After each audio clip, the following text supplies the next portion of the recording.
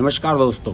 देखिए, शिवसेना के दोनों धड़ों में जो मुद्दा चल रहा है चुनाव चिन्ह को लेकर, यानी कि एकनाथ शिंदे कैंप में से और ठाकरे कैंप में से कौन इसका सही मायने में शिवसेना का मालिक है, इसे लेकर जो विवाद हो रहा है, इसमें आज चुनाव आयोग में दोनों ही धड़े अपने रिटन सबमिशन करने जा रहे हैं। आप जिस समय ये वीडियो देख रहे होंगे, हो सकता है कि ये औपचारिकता पूरी भी हो चुकी हो, दोनों पक्ष कर चुके हों, लेकिन इस मामले में एकनाथ शिंदे का जो कैंप है वो मुझे लीड बनाता हुआ नजर आ रहा है। आप सब जानते होंगे कि अंधेरी ईस्ट विधानसभा सीट है जो, वहां पर उपचुनाव होने जा रहा है 3 नवंबर को, और वहां पर जो निवर्तमान यहाँ के विधायक थे, पूर्व विधायक थे जिनका निधन हो गया था, रमेश लटके, उनकी पत्नी ऋतुजा लटके को प्रत्याशी बनाने का ऐलान किया है उद्धव ठाकरे ने, क्योंकि ये शिवसेना के पास सीट थी। आपको याद होगा कि पिछला विधानसभा चुनाव बीजेपी और शिवसेना ने गठबंधन में लड़ा था और ये सीट खाते में थी शिवसेना की।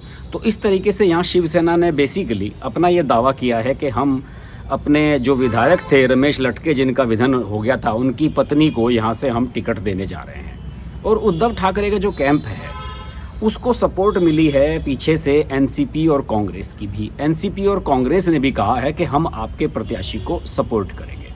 तो ये टेक्निकल मामला यहाँ पर बन गया है। अब ऐसी स्थिति में एकनाथ शिंदे कैंप अपना प्रत्याशी यहाँ पर नहीं उतार रहा है। एकनाथ शिंदे कैंप ने ये सीट बीजेपी को देने का फैसला किया है और बीजेपी की तरफ से भी यहाँ पर बीएमसी के पार्षद हैं मुरजी पटेल, उनको प्रत्याशी बनाने का ऐलान कर दिया गया है। लेकिन अब इस पूरे प्रकरण में दोस्तों सबसे टेक्निकल बात यही आ रही है कि जो चुनाव चिन्ह है उस पर अभी फैसला हुआ नहीं, कि जो चुनाव चिन्ह है शिवसेना का धनुष बाण वाला, उस पर अभी निर्णय हुआ नहीं है। अभी दोनों की तरफ से सुनवाई चुनाव आयोग में शुरू भी नहीं हुई है और उसी से पहले 3 नवंबर को ये चुनाव होने जा रहा है। पता नहीं तब तक फैसला होगा या नहीं। इस पूरे मुद्दे को लेकर अब एक नई तरह की बातें सामने आई है। नया मामला ये सामने आया है कि अगर चुनाव आयोग 3 नवंबर से पहले इस पर फैसला नहीं होता है तो चुनाव चिन्ह को फ्रीज किया जा सकता है और दोनों ही धड़ों से कहा जा सकता है कि अगर आप यहाँ चुनाव लड़ना चाहते हैं तो आप दोनों कोई नया सिंबल ले लें। ऐसे में ये भी चर्चा है कि हो सकता है कि उद्धव ठाकरे का जो कैंप है वो जो हनुमान जी की गदा होती है उसको चुनाव चिन्ह अपना बना सकता है। और ठाकरे के अलावा अगर यहाँ पर किसी चुनाव में ज़रूरत है चुनाव चिन्ह की शिंदे कैंप को, तो शिंदे कैंप ने भी बताया जाता है कि जो तलवार होती है उसको उन्होंने अपना चुनाव चिन्ह चुनने का एक मन बना लिया है। लेकिन ये चीज़ें उस समय की हैं दोस्तों जिस समय चुनाव होगा बीएमसी का। बीएमसी के चुनाव में दोनों पार्टी हो सकता है कि चुनाव चिन्ह फ्रीज हो जाने के बाद अलग अलग चुनाव चिन्ह अपना इस्तेमाल करें।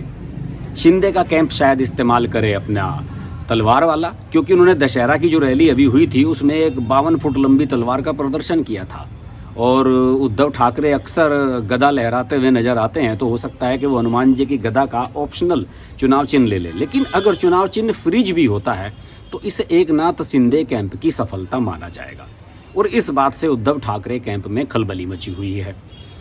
एकनाथ शिंदे को बढ़त इसलिए भी मिलती हुई नजर आ रही है क्योंकि एकनाथ शिंदे कैंप ने अब तक 1.5 लाख शपथ पत्र एफिडेविट अपनी तरफ से सबमिशन में दे दिए हैं चुनाव आयोग को।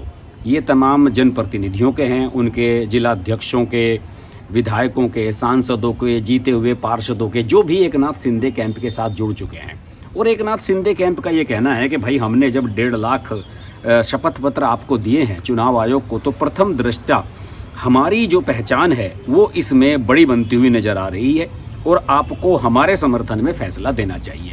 कल इस बारे में एक चिट्ठी भी लिखी है एकनाथ शिंदे कैंप ने चुनाव आयोग को। उन्होंने कहा है कि साहब, आप 3 नवंबर का जो ये उपचुनाव होने जा रहा है उससे पहले चुनाव चिन्ह के मुद्दे पर फैसला लें, वरना ऐसा ना हो कि कहीं इस चुनाव चिन्ह का दुरुपयोग उद्धव ठाकरे कैंप करना शुरू कर दे। अब चूंकि विवाद है इस मुद्दे पर, तो चुनाव चिन्ह किसी को भी ना मिले और मिले तो फिर हमें मिले, क्योंकि मेन धड़ा हम ही हैं। और इस मामले में यही जो पॉइंट है कि अपने समर्थन में इतने सारे पत्र दे दिए हैं, इतनी सारी चीज़ें कर दी हैं उन्होंने, इसी से ये साबित हो जाता है कि एकनाथ शिंदे कैंप को इसमें बढ़त मिलती हुई नजर आ रही है। दूसरी ओर ठाकरे कैंप ने अभी अपने समर्थन में कोई भी सबमिशन नहीं दिया है। हो सकता है कि वो आज दें जब आप ये वीडियो देख रहे हो और वो दे भी चुके हों, लेकिन कल तक यानी कि 1 तारीख पहले तक इन्होंने अपने समर्थन में कोई लेटर दाखिल नहीं किया था। लेकिन आपको याद होगा जब ये मामला सुप्रीम कोर्ट में पहुंचा था तो सुप्रीम कोर्ट ने कहा था कि भाई अब ये मामला चुनाव आयोग तय करेगा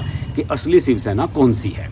तो और चुनाव आयोग के सूत्रों का ये भी कहना है कि हम इस आधार पर ये तय करेंगे कि किसके पास संख्या बल ज़्यादा है, यानी कि किसके विधायक ज़्यादा हैं, किसके समर्थन में सांसद ज़्यादा हैं। यही एक आधार चुनाव आयोग के सामने हो सकता है। तो इसमें बढ़त बनती हुई एकनाथ शिंदे को नजर आ रही है। अब मुझे लगता है कि 3 नवंबर के चुनाव से पहले अगर चुनाव आयोग इस पर फैसला नहीं लेता है, जो मुंबई अंधेरी ईस्ट का उपचुनाव होने जा रहा है, उससे पहले अगर ये फैसला नहीं हो पाता है तो चुनाव चिन्ह फ्रीज होगा।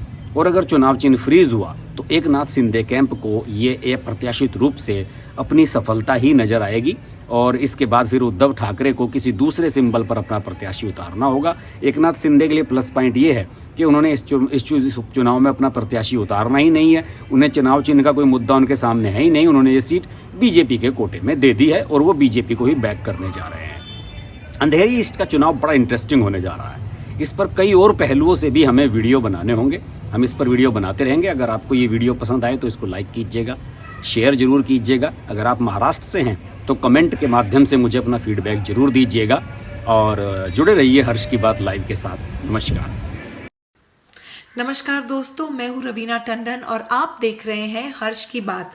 हर्ष जी एक बहुत ही सीनियर और बहुत ही समझदार जर्नलिस्ट हैं एंड मेरे मित्र भी हैं।